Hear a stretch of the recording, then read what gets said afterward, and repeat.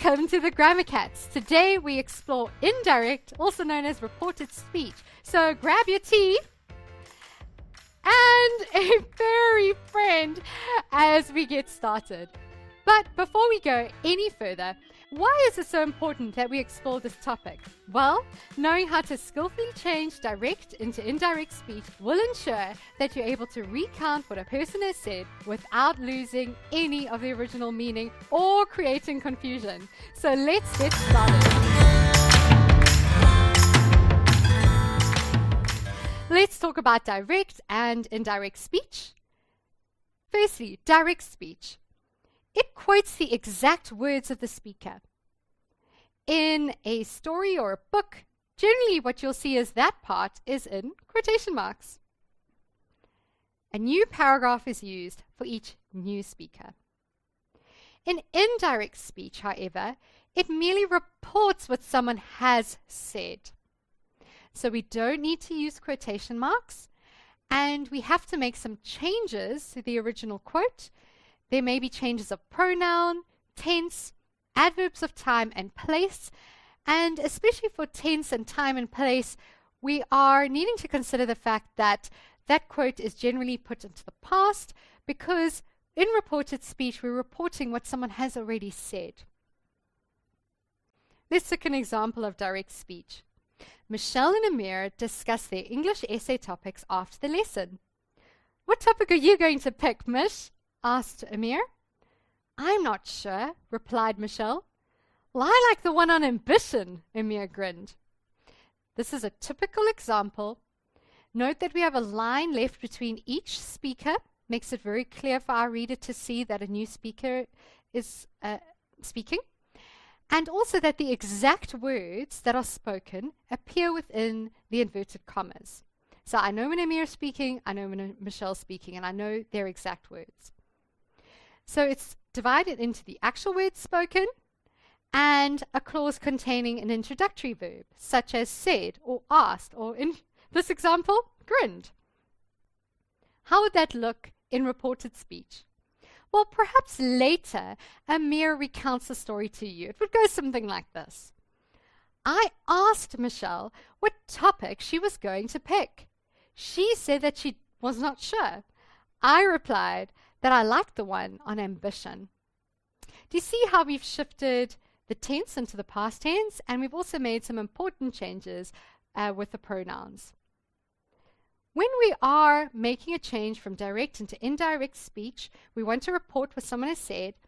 It's important to consider the sentence type, any pronouns that may need to be changed, the verb tense, that's shifted into the past tense, and finally, any adverbs of time or place which may need to be changed. So let's start with the sentence type. When we talk about sentence types, there's a number of different sentences we make use of in the English language. We have a statement, simplest form. Joanna said, "I am going to have a nap." Just a statement. We could also have a question. Richard asked, "Has Twiggy been fed?" This is a common question. In our house, anyway. Exclamation. Mikey exclaimed, "Yay, I'm one." A command. Michelle instructed, "Sit on the carpet." Or an interjection. Gail exclaimed, "Wow." Now, an interjection is an exclamation of emotion, and generally it's those short little words like wow or ouch that we insert. So let's look how we would change a statement such as this one. Joanna said, "I am going to have a nap."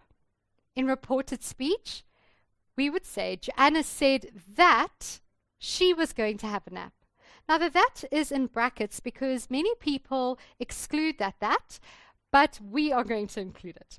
So Joanna said that she was going to have a nap. So in statements, generally I can make use of the verb said when I want to use the reported speech. And then obviously everything else I would change into the past tense. What if Joanna actually made that statement and directed it to a particular person? In this case, she's directing it to Mikey. Joanna said, "Mikey, I am going to have a nap." In this case, we don't make use of said, but we rather use told. Joanna told Mikey that she was going to have a nap. So, where you do have a statement that's directed to a particular person, make use of told. What about an instruction? Children sit on the carpet, instructed Michelle. In this case, we make use of the verb instructed. So Michelle instructed. Who did she instruct? The children to sit on the carpet. I wonder if you notice that I changed sit on the carpet to sit, which is the infinitive. I also can make use of a number of different verbs instead of instructed. So I could make use of commanded or demanded, depending on the context of the original statement. So I really want to bring across the right feel. Commanded and demanded is much stronger, so I've kept it at instructed. And with this setup, I quite like it with the infinitive, the to sit, because I find this way of constructing reported instructions far more to the point and less clumsy. But let me show you how else you could choose to do it. So you could say, Michelle instructed the children that they should sit on the carpet. You may include the word that. If you do include that, then you want to insert should to show that it's an instruction or a direction. But like I said, I prefer the other way, although both are absolutely acceptable, and it's up to you what you would prefer to use. In a question, we've got Richard asked, has Twiggy been fed? Generally, we pair the question word asked with another word like if. Richard asked if Twiggy had been fed. Or we could say Richard asked whether Twiggy had been fed. So in questions like this, we make use of asked, and we couple it with the word if or whether, depending on what you prefer. Now, not all questions are framed in this way. Some questions are framed with question words, and we're going to do that next. Just note that when I put it into reported speech, I swap the verb and subject around.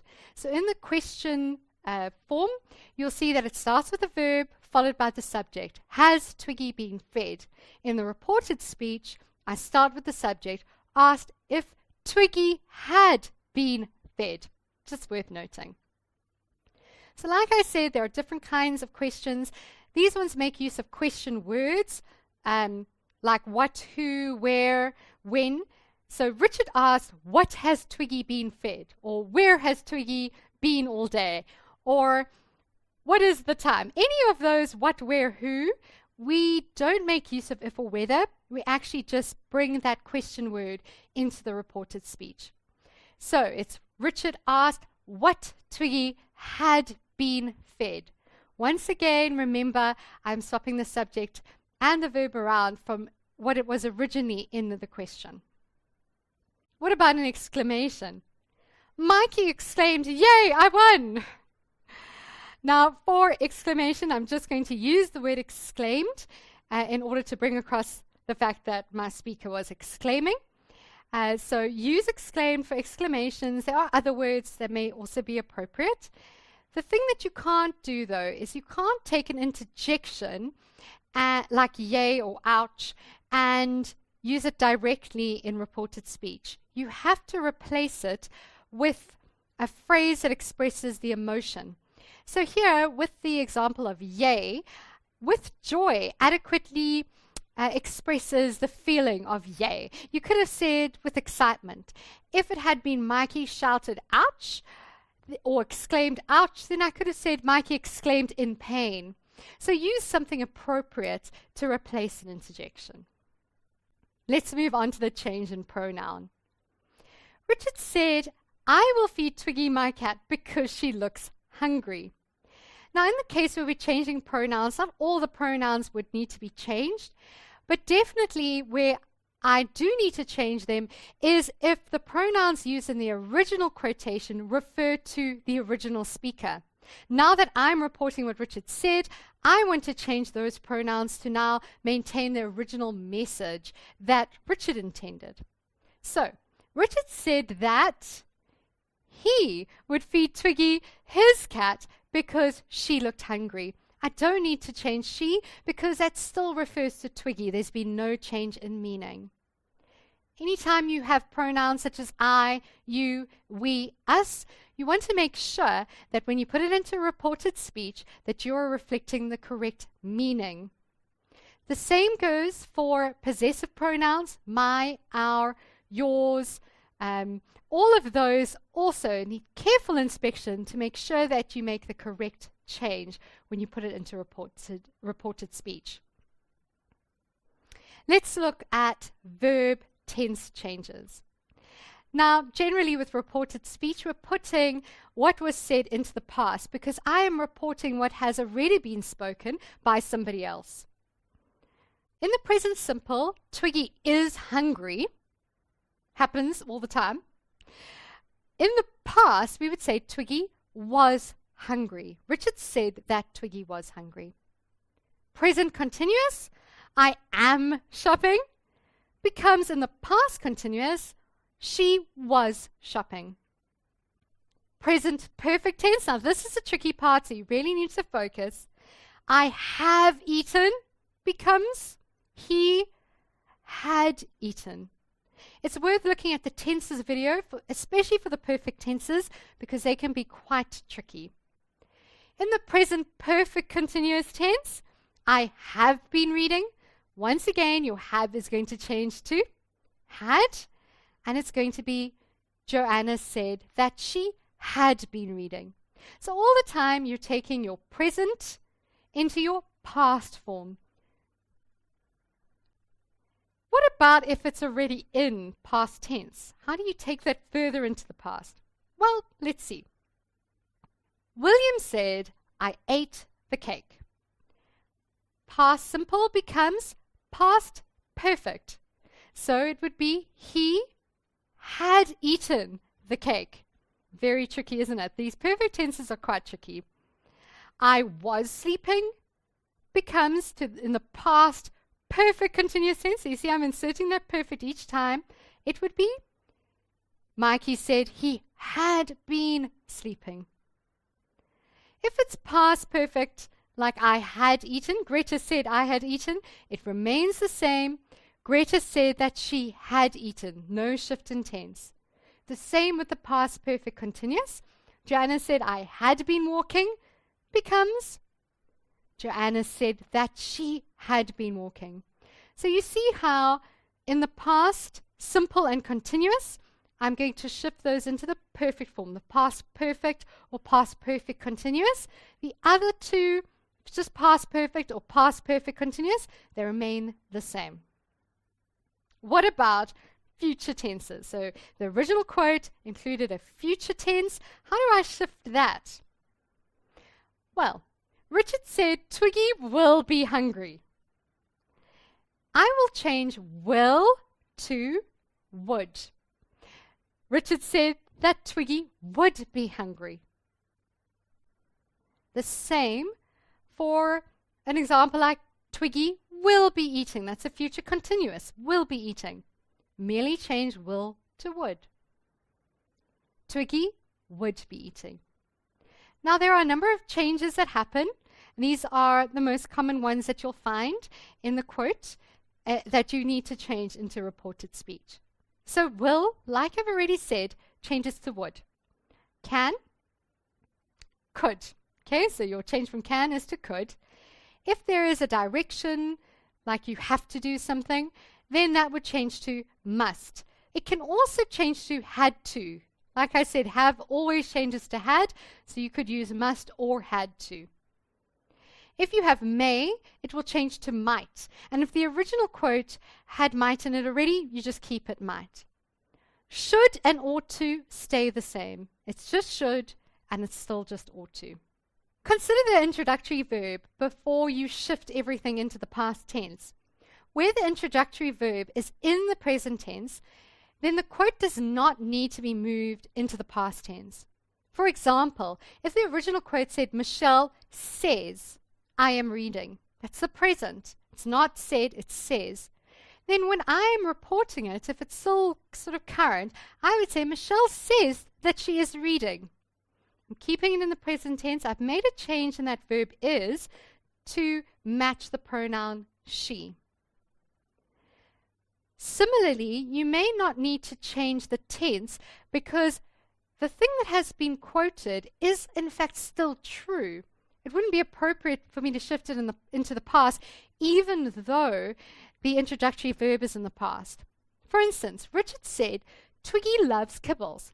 Now she still loves kibbles. That hasn't changed. He may have said that 3 years ago, but it remains true. So when I report what he says, I'll say, Richard said that Twiggy loves kibbles. It is still true. Let's put that together in one example. Richard said, I will feed Twiggy my cat because she looks hungry. It would be, Richard said he would feed Twiggy his cat because she looked hungry. Richard said that he would feed Twiggy his cat because she looked hungry. Finally, we may need to make changes to the adverbs of time or place for them to accurately reflect what was originally intended. Where in the original, words like now, today, tonight, which all reflect something that was going to happen in the present at the original time the speaker spoke, I need to shift that when I'm reporting it at a later point. So, if it says now, you're going to use then or at the moment. If it's today, you're going to say that day. If it's tonight, you're going to say that night. So change your to's to that when you're putting it into reported speech. Similarly, something in the quote may actually refer to something in the past, a time reference in the past. So something like yesterday or last week. Where it says yesterday, use the day before. Where it says ago, use previously or before.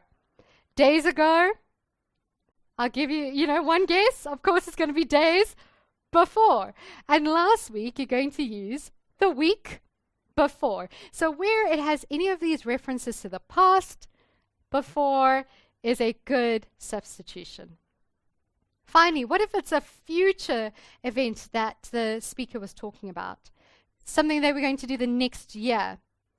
Well, I will use following instead. So if the direct was, I will go next year, it would be, she said that she would go the following year. Same as tomorrow, the following day. Make use of following to replace those future references. There are other words as well to time and place, like here would become there.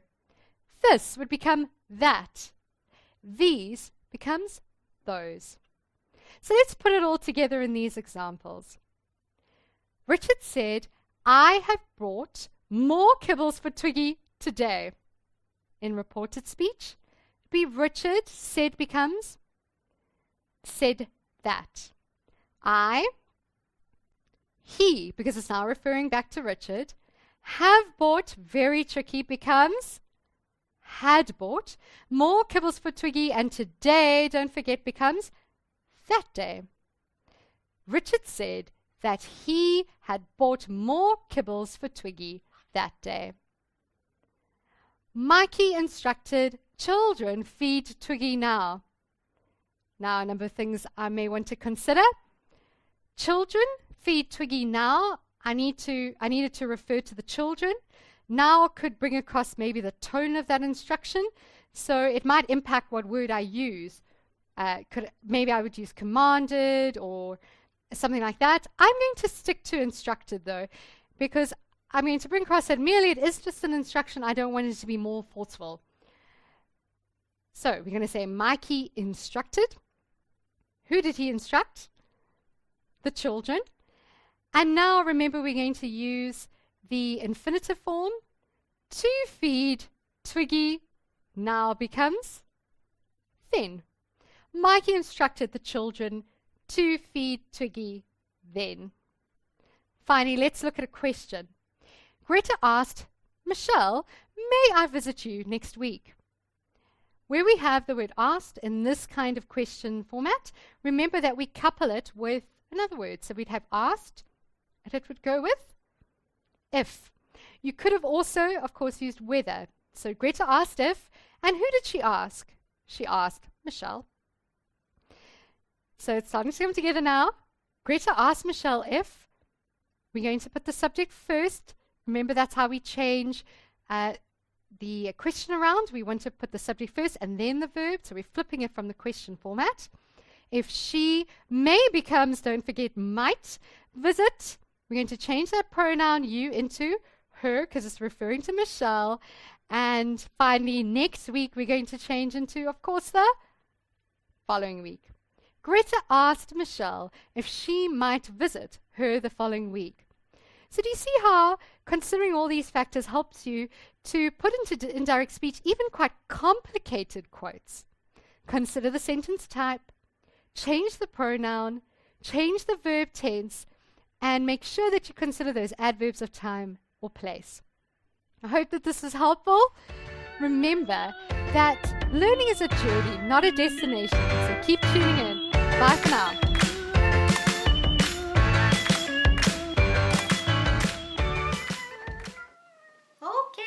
Okay, just a little bit. Oh gosh. Twiggy.